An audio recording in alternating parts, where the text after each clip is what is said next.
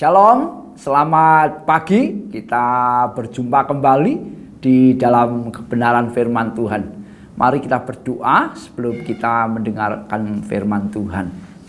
Bapa, kami naikkan syukur kami ke hadapan-Mu karena benar-benar kami percaya bahwa kasih-Mu itu luar biasa bagi kami. Dan Kau senantiasa memberikan yang terbaik di dalam kehidupan kami, yaitu kebenaran-Mu. Tuhan Roh Kudus, tolong kami supaya ketika kami mendengar firman Tuhan, kami benar-benar merindukan firman itu, benar-benar kami alami di dalam kehidupan kami. Tuhan, terima kasih buat pagi hari ini. Kami sungguh-sungguh bersyukur karena anugerah-Mu masih ada bagi kami. Kalau pagi hari ini kembali kami mendengar firman-Mu, itulah anugerah terbesar bagi kami.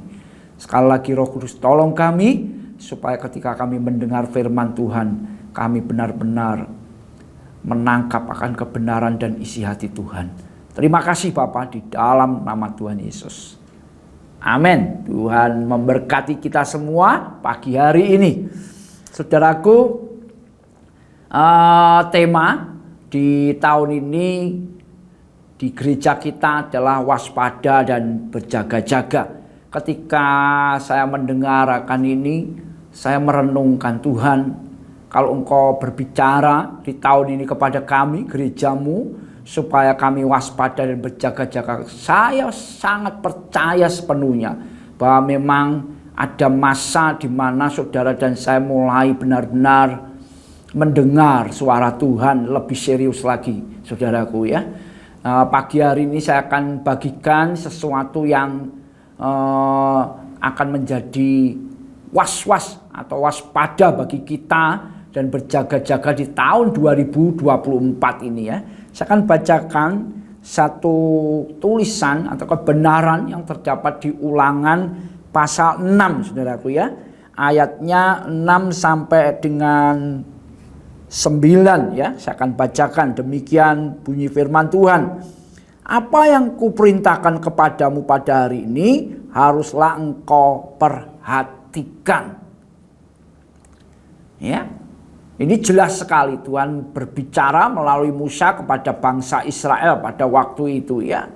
Tuhan memerintahkan apa yang kuperintahkan kepadamu pada hari ini haruslah engkau perhatikan.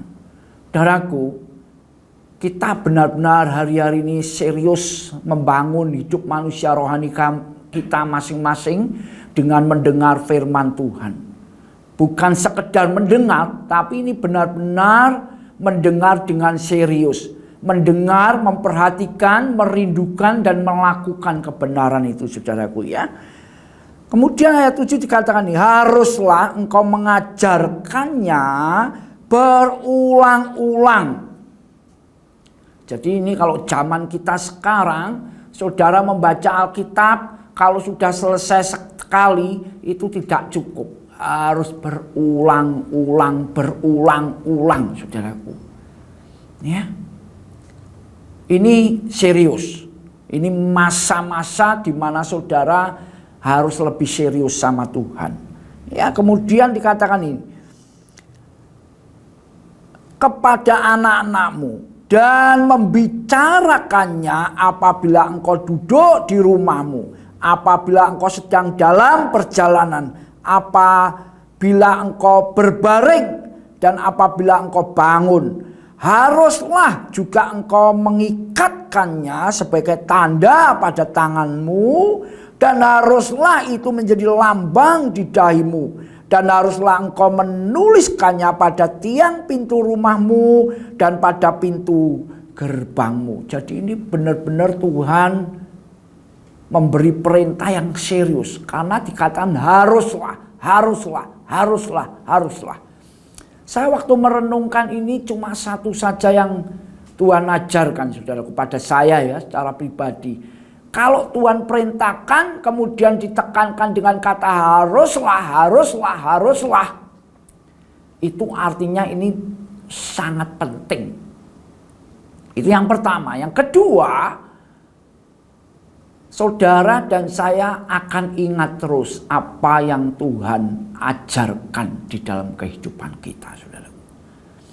Ya, ini perintah diberikan kepada Musa, kemudian diajarkan kepada bangsa pilihan, terus mereka berjalan sampai Musa mati digantikan Yosua, dan Yosua tetap mengajarkan akan hal ini, saudaraku. Tapi kita akan baca di dalam Alkitab satu peristiwa atau kejadian yang ditulis di dalam Alkitab. Hal yang mengerikan terjadi, saudaraku ya. Kita buka di dalam kitab Hakim-Hakim pasal 2, saudaraku ya. Pasal 2 kita langsung ayat ke-10. Ayat 10 mengatakan demikian. Setelah seluruh angkatan itu dikumpulkan kepada nenek moyangnya, ini cerita di mana setelah Yosua mati, angkatan yang lebih umur panjang dari Yosua juga mati semuanya. Kemudian ditulis oleh Alkitab, setelah seluruh angkatan itu dikumpulkan kepada nenek moyangnya, bangkitlah sesudah mereka itu angkatan yang lain tentu ya, generasi gitu, yang tidak mengenal Tuhan. Ini Alkitab tulis. Ataupun perbuatan yang dilakukannya bagi orang Israel, saudaraku.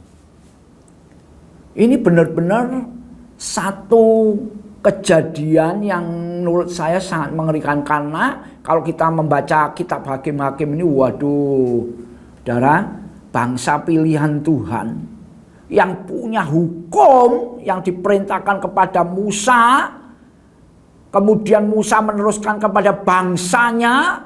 Dan itu sudah menjadi tradisi di bangsa Israel, bahwa mereka ini senantiasa memberitakan perintah-perintah Tuhan kepada generasi berikutnya sampai Yosua.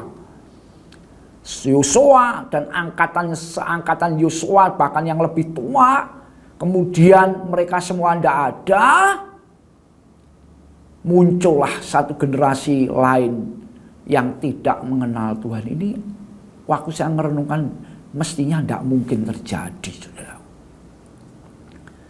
Ini benar-benar menjadi perenungan. Muncul satu generasi lain yang tidak mengenal Tuhan. Padahal sudah menjadi tradisi di bangsa pilihan bahwa perintah-perintah ini ada. Perintah yang dibacakan, ada hari-hari raya, ada dan sebagainya. Mereka selalu membacakan Taurat, saudaraku. Ya. Nah, ini menjadi perenungan bagi kita pagi hari ini. Seperti tadi saya pertama mengatakan, kalau Tuhan ngomong perintah dan ada penekanan kata haruslah, itu berarti penting. Yang kedua, Tuhan mengatakan haruslah engkau mengajarkannya berulang-ulang dan sebagainya. Itu tujuan Tuhan adalah supaya kita ingat perintah itu dan ingat kepada Tuhan. Itu tujuannya, saudaraku ya. Nah, ini kembali kepada zaman kita hari-hari ini, saudaraku. Bagaimana sikap kita ketika kita mendengar firman Tuhan? Kita menganggap itu penting atau tidak? Kita punya keinginan, kerinduan untuk mengingat akan firman Tuhan itu atau tidak, saudaraku? Ya, dua hal ini kalau tidak terjadi di dalam hidup kita hari-hari ini, kita mesti sembahyang minta kepada Tuhan. Supaya hati kita ini benar-benar ketika mendengar firman Tuhan, kita menganggap firman itu serius, penting di dalam kehidupan kita. Dan kita minta tolong kepada Roh Kudus supaya kita diingatkan terus akan kebenaran firman Tuhan di dalam kehidupan kita ini, saudara. Ya, kalau ini tidak ada dalam hidup kita, kita harus waspada dan berjaga-jaga. Bisa-bisa seperti tertulis dalam kitab Hakim-Hakim ini, ya badan kita mungkin ya masih beribadah dan sebagainya. Tapi sebenarnya hati kita tidak melekat kepada Tuhan. Ada ilah lain. Kalau di zaman Hakim-Hakim ini jelas Mereka menyembah Baal-Baal, saudaraku ya. Dewa-dewa lain. Tidak mengenal Tuhan, tapi mereka mengenal dewa-dewa di tanah Kanaan, saudaraku. Hari-hari ini banyak, saudaraku ya. Zaman ini kalau saya ini, karena saya juga kadang mengajar di SMP, anak-anak remaja sekarang, waduh ya, zaman ini benar-benar zaman yang luar biasa. Ya Tuhan, ya kesenangan dunia, saudaraku ya. Wah, itu kalau sudah main game itu, wah, mereka luar biasa sekali, saudaraku ya. Ditanya, kamu baca Alkitab enggak ya. Banyak endaknya daripada iyanya, saudaraku. Jadi hari-hari ini benar-benar menjadi waspada dan berjaga-jaga bagi saudara dan saya. Ketika hati kita sudah tidak menganggap penting kebenaran firman Tuhan, dan kita tidak merindukan ingat akan kebenaran firman Tuhan, itu artinya kita mesti waspada akan kehidupan rohani kita. Karena dampaknya mengerikan, saudaraku ya. Di dalam kitab Hakim-Hakim, saya ulangi lagi, ditulis, muncullah generasi yang lain yang tidak mengenal Tuhan. Pengenalan Tuhan di dalam kehidupan kita ini hanya lewat kebenaran, saudaraku. Ya, kau semakin merindukan kebenaran, kau akan semakin dituntun untuk mengenal siapa yang kau percayai. Jadi pagi hari ini yang saya sampaikan menjadi awas-awas bagi kita semua. Sekali lagi, Gereja Kahal di tahun ini kalau kita mendapat tema waspada dan berjaga-jaga ini, saya tangkap satu pesan yang sangat serius buat saudara dan saya. Amin. Tuhan memberkati. Mari kita berdoa. Bapa, kami sungguh bersyukur buat firman-Mu pagi hari ini. Roh Kudus, sekali lagi hanya Engkau yang sanggup menolong kami supaya kami di tahun 2024 ini semakin serius di dalam Tuhan. Berikan kepada kami lapar haus akan kebenaran, Roh Kudus, supaya kami benar-benar lewat kebenaran semakin mengenal Tuhan yang mengasihi kami. Terima kasih Bapa, di dalam nama Tuhan Yesus kami berdoa. Amin. Tuhan memberkati.